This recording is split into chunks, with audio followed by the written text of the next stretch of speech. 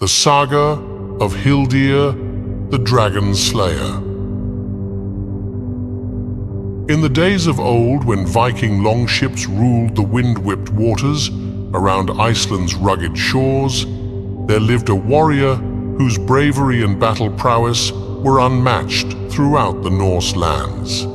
His name was Hildir, a stout and fearless son of the harsh Westfjords region, a land crafted by the almighty gods themselves from volcanic fire, thunderous surf, and centuries of ceaseless, howling gales.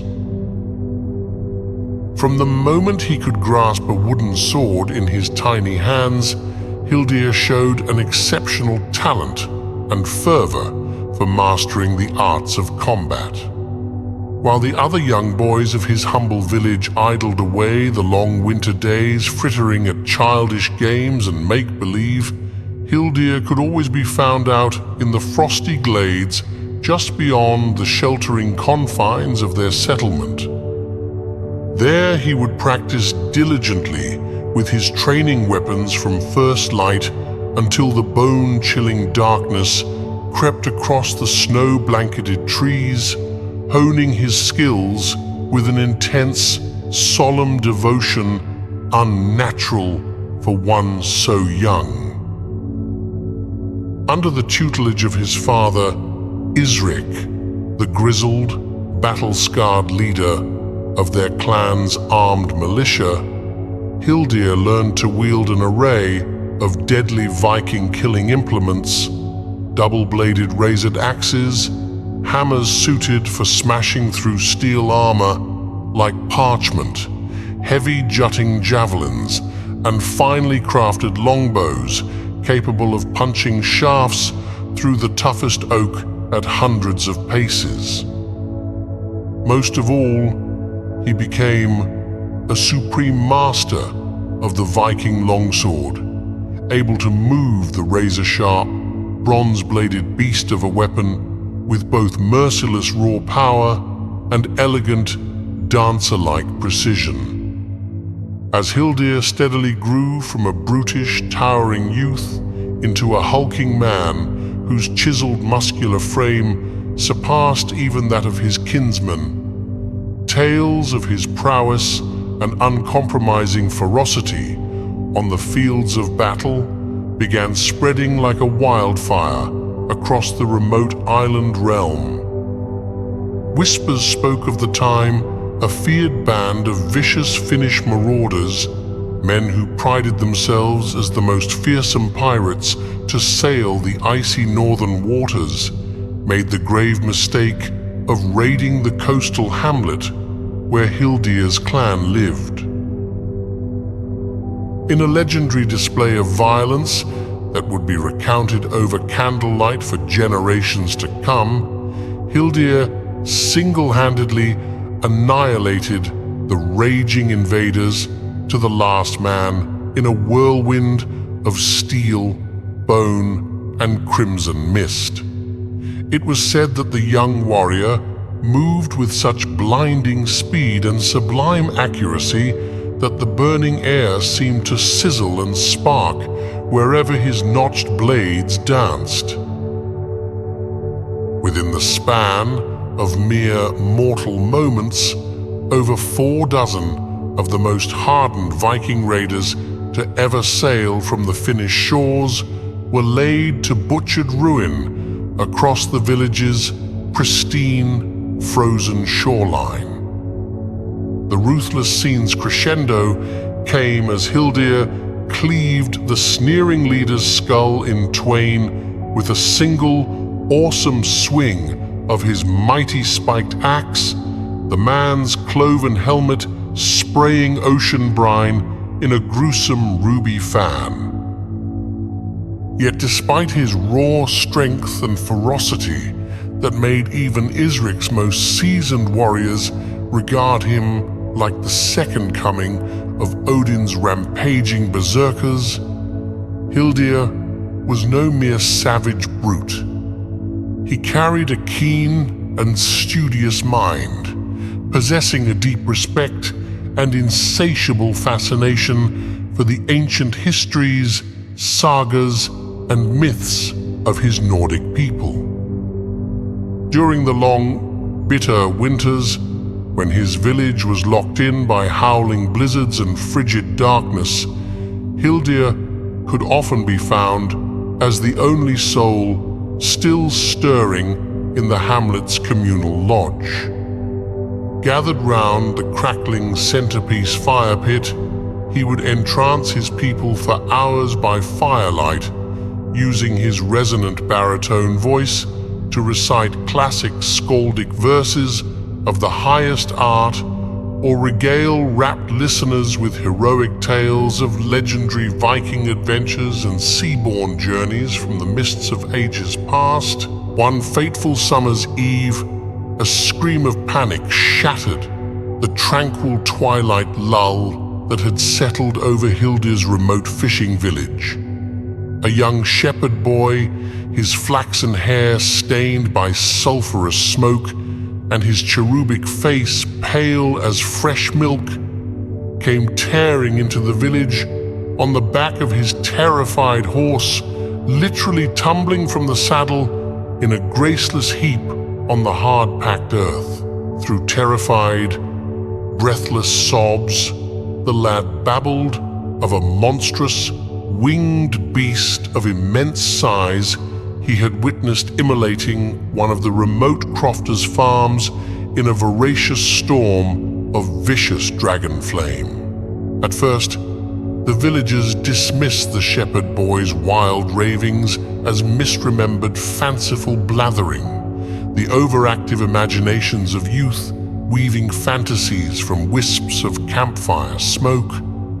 But as more and more scattered reports of a gigantic, scaly, dragon-like behemoth began distressingly cropping up across the remote crofts and settlements ringing the island's interior, the pangs of doubt gave way to a creeping dread.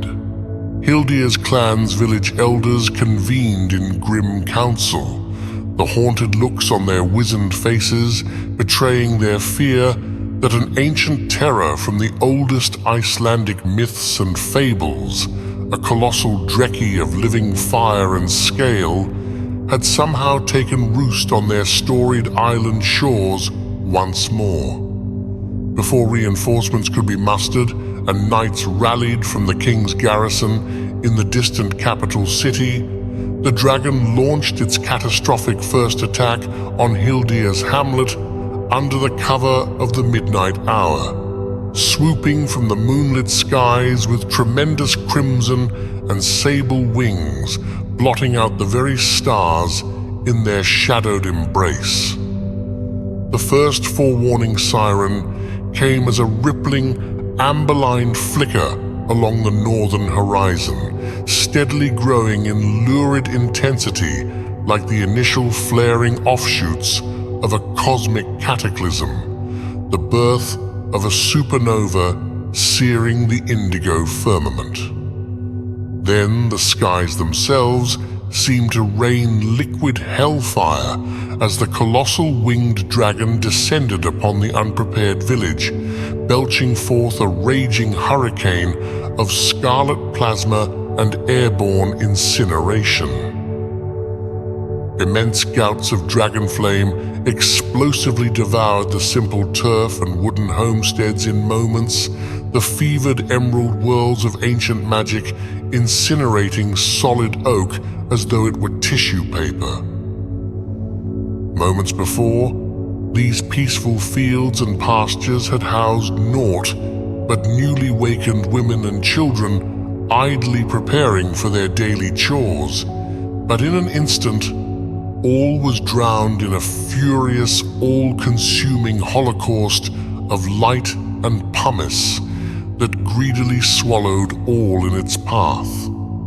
The king's small cadre of armored warriors reacted quickly but futilely to the surprise attack, moving with coordinated discipline to form up and launch volley after volley of armor-piercing javelins and longbow shafts skywards at the dragon's torso and scythe-scaled underbelly.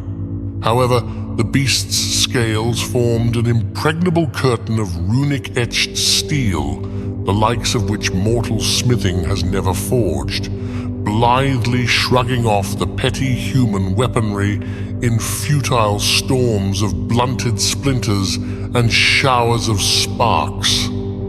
As gargantuan gouts of searing dragon flame immolated the men-at-arms where they stood in bubbling sheets of blistered agony, the brave soldiers' anguished screams were but faint whispers in the maelstrom of destruction, drowning the village. Their charred, armored husks glowed effervescently in the firelight before crumbling to chalky ash and embers. In the end, nothing more than brief candle flickers in the yawning presence of such ancient elemental malice. As the dragon made another contemptuously low pass over the decimated village, its hurricane winds flattening those decrepit few structures that had survived the first blasts of pyromancy, Hildir watched immovable as boiling waves of liquid dragon fire transmuted the landscape in searing ripples of vitreous black glass. He stared stoically into the glaring sparks washing over his village, the place he had called home for nearly 30 winters, knowing this time the blasting deluge of purifying flame would leave naught but smoky ruins and eviscerated corpses in its wake. Turning his back with grim purpose on the all-consuming inferno kicking at his heels, Hildir strode towards the sole surviving outcrop of barren timber. A skeletal finger of birch clinging to the charcoaled soil with gnarled, skeletal roots. Though his brethren cried and begged for him to flee from the path of the inevitable dragonfire about to scourge the land once more, the battle-hardened warrior was unmoved and resolute. Ripping the scorched tree trunk from the baked earth with his bare hands, Hildir began lashing thick strips of salted leather from his buckskin vest around its length, rapidly improvising a makeshift haft for a spear of truly colossal proportions. As the dragon again banked in the roiling stratosphere for another punishing strafing run, venting a torrent of flame that glassed the remnants of the decimated village, Hildir finished binding the last leather strip tautly around his newly forged Titan's spear. His voice then erupted in a booming roar of challenge that shook the very foundations of the scorched valley and made the heavens themselves tremble. The sound was the ancient, rageful aria of every Norse warrior who had ever sailed before the stinging lash of the northern winds. A seismic bellow of sheer, implacable ferocity, courtised in iron valor.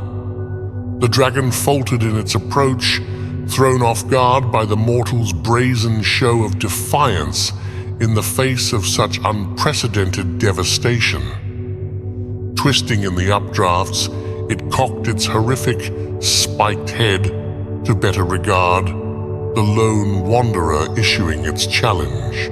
Hildir took the brief pause to unmabber his shoulders of their wolfskin robe, flexing his tree-trunk arms as he bellowed again with thunderous hatred, slamming the butt of his spear into the liquefying basalt below. Seemingly amused by the upstart insect's brashness in daring to confront its unlimited might, the dragon recoiled once more, rearing back on its haunches as its forked tongue lashed between fangs the size of outriders' lances. From its baleful, amber-burning maw erupted an apocalyptic tsunami of thematic fury that crashed across the valley in an atmospheric shockwave, the air itself combusting in the sheer thermal displacement. The dragonfire swept over Hildir in an extinction wave of all-devouring plasma and calefaction, scorching even the ultra-hardened granite underfoot to shimmering glass. Yet when the cataclysmic conflagration at last subsided, like a hellstorm burnt itself to cinders, there stood Hildir, embered and charred like a night-blackened forge prow, yet still defiantly erect amid the sea of melted basalt. The infernal firestorm had stripped his flesh of its skin, leaving his musculature a crackling, glowing carbon sheath, burnt into a smoldering obsidian battle husk. His spear, thrust point first into the vitrified rock at his feet, glowed magma-like at its core from absorbing the dragon's wrath. Sucking a smoldering breath into his seared lungs, Hildir roared at the dragon with the last of his incinerated vocal cords before ripping the spear free and charging the beast in a straight lunge, undeterred by the molten ground, cracking and sloughing beneath his cauterized tread. His spear point, glowing like a miniature star from heat saturation, streaked like a comet as Hildir launched himself at the astonished dragon's torso. At the last possible moment before impact, the beast managed to torque its bulk and avoid being impaled, but not before Hildir's spear raked across its armored flanks in an apocalyptic shower of spark and scale, gouging a horrific trough of cauterized flesh. The dragon answered with a deafening shriek of unholy, keening agony, responding with a whip crack of its immense clubbed tail that sent Hildir's small figure hurtling across the valley like a skipped pebble before crashing in a smoldering heap atop his own charred village's remains. Yet the blasted warrior rose again shortly after, impaling his spear in the melted earth and using it to steady his stance once more, glaring owlish slits of undying hatred through his scorched, crisped husk. A faint flicker of blue flame could be seen burning behind his eyes, the last wisp of defiant spirit, the unquenchable furnace of his mortal warrior's will. Raising his spear skyward in mute salute, Hildir unleashed another deafening battle cry from the very brink of oblivion itself, a shockwave of mortal vigor channeled into a sonic detonation that sent shards of shattered vitrification lancing in all directions. Beating its wings against the hurricane shockwaves of sound, the dragon answered in kind, disgorging a pyrocyclone of incandescent plasma that lit the entire strafing pass in solar radiance. Yet once more, Hildir weathered the apocalyptic onslaught, striding unfazed from the roiling eddies of vaporized earth, his obsidian warform now fused into terrifying new shapes akin to a demon's visage cast in volcanic black glass. The bestial mask contorted as it built another thunderclap of rage to challenge the skyborn beast, shaking the very world with its mortal fury. Their battle continued unabated for 7 endless days and bitterly cold nights, a cyclone of unrelenting violence that lacerated the tortured Icelandic landscape worse than any recorded volcanic cataclysm in memory. Entire mountain ranges were burned down to flaking igneous stubs as the dragon strafed its deadly radius. Glacial outcroppings detonated into raging torrents of overpressurized meltwater.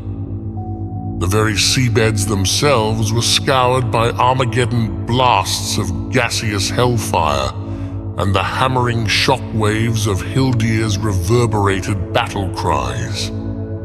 At the conclusion of the seventh day's duskfall, both demigod and behemoth alike stood amid an endless, smoldering blight zone of vitrified devastation, striated with rivers of boiling orange and crimson magma. The dragon's scales glowed incandescent from absorbing the sheer caloric baptisms of their clashes, swirling angrily with eldritch energies. As for Hildir, he was now little more than a semi-molten revenant. His scorched skeletal frame burned eternally from within by the kiln of willpower and mortal perseverance smelted into his very spirit over his lifetime of battle and hardship. Though his eyes had long ago boiled from their sockets, his bestial rictus was locked in an immortal snarl of hatred. As the wary adversaries circled one another amid the Stygian fumes and embered breezes, the dragon made a final attempt to incinerate Hildir into non-existence with an apocalyptic inferno blast of its most virulent, densely catalyzed dragon flame. Yet the eternal Viking raised his shield spear and met the onrushing shockwaves head-on, miraculously weathering the extinction-level pyrocyclone by sheer force of defiance. When the pyroclastic winds and blazing particulate clouds at last dissipated, Hildir remained sole master of the caldera, his spear thrust towards the heavens in a charcoal gesture of victory, untold fathoms of smoldering volcanic glass pooled around his basaltic boots. With a final resigned rumble, the dragon beat its ragged wings and arrowed towards Hildir in one final suicidal charge. Yet the ancient colossus would never reach its intended target, for Hildir had masterfully angled his flaming spear to catch the dawning sun's morning rays, channeling the solar radiance into a focused beam of pure, amplified light. As the dragon closed within mere dozens of paces to immolate its nemesis in one final blasting torrent of dragonfire, the laser-like sunbeam lancing from Hildir's spear point suddenly flared to blinding incandescence. It speared through the monster's gaping maw and out the back of its skull in an explosion of vaporized bone, brain, and molten scale. The dragon's brain cauterized in an instant within its spiked cranium as the solar lance transmitted the concentrated fury of a stellar furnace through its armored hide. With a thunderous bellow that shook the ashen skies, the dragon crashed in a convulsing tidal wave of death thrashers, immense wings thrashing clouds of pulverized volcanic glass as it plowed a mile-long trough through the smoldering wasteland. Finally, its lifeless bulk shuddered to a halt, armored chest rapidly crystallizing into a glazed obsidian tomb as the residual heat radiated away in rainbow-tinted shockwaves of superheated air. Hildir slowly lowered his spear, his ferocious muzzle of blackened bone and drool seeming to split in a lupine grin of triumph as the dragon's death knell faded into the stillness. With an apocalyptic crack, he ripped the spear from the bleeding stump of its former haft, hefting the broken shaft high like a standard of victory amid the desolation. His vengeance complete, the warrior turned and strode away from the dragon's hulk, leaving only Goliath footprints fading in the still molten basalt behind him, fossilized into the same eternal elemental geology as the blasted land itself. As he walked, his figure steadily regained its humanoid shape, the glassy char sloughing away to reveal the progressively restored musculature and weathered features beneath. By the time he crested the final ridge miles later, Hildir was again himself, battered, burned, but yet the same indomitable mortal who had challenged the ancient scourge. Gazing back one final time upon the smoking caldera that had been seared across the heart of his former homeland, Hildir let out a final echoing ulu cry of triumph. He had battled the deadliest force from Norse legend itself and emerged victorious through sheer indomitable valor and the molten fortitude indelibly forged into the Icelandic soul. From that fated day onwards, the name Hildir the Dragon-Slayer would burn brightly through songs, sagas, and acts of heroic valor alike across the enshrouded ages of the Norsemen, an immortal, smoldering legend emblematic of the unyielding spirit and primal might of the Icelandic warrior.